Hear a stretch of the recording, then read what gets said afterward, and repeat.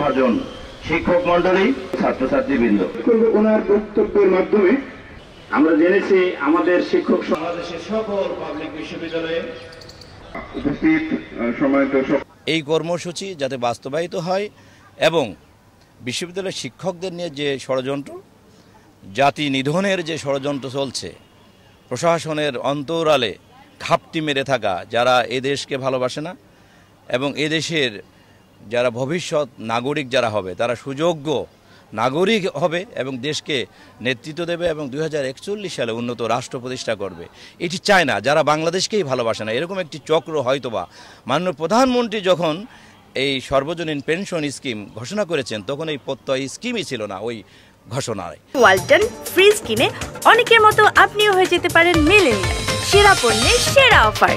পরবর্তীকালে এখানে এটি সংযোজন করা হয়েছে। সুতরাং এটি স্পষ্ট যে একটা বড় ধরনের একটি ষড়যন্ত্র দেশের বিরুদ্ধে হচ্ছে। চলমান যে পেনশন স্কিম আছে, এই চলমান যে পেনশন স্কিম, এই স্কিমে আমরা কিন্তু কোন ধরনের পেনশন সুবিধা পাবো সেটি উল্লেখ করা আছে।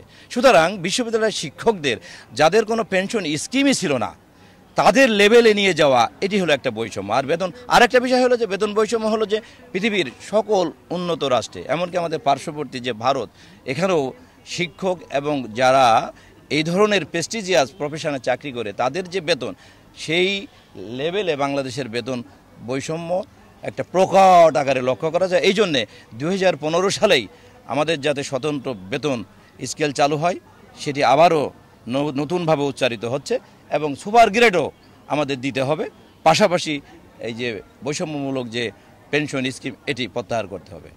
আমাদের যে বিভিন্ন নতুন বিশ্ববিদ্যালয়গুলো আছে, আমরা কিন্তু একটা ব্যাপার আপনারা নজরে আসতে পারে যে আমরা তো ফেডারেশনের কমন কর্মসূচি আজ পালন করলাম, তো অনেক নবীন যারা নেতৃত্বে আছেন বিভিন্ন বিশ্ববিদ্যালয়ে, এরা কিন্তু এটা তো করছেই, এর বাইরে আরও কর্মসূচি স্বভাবে প্রতিটা বিশ্ববিদ্যালয় আলাদা আলাদাভাবে পালন করছে।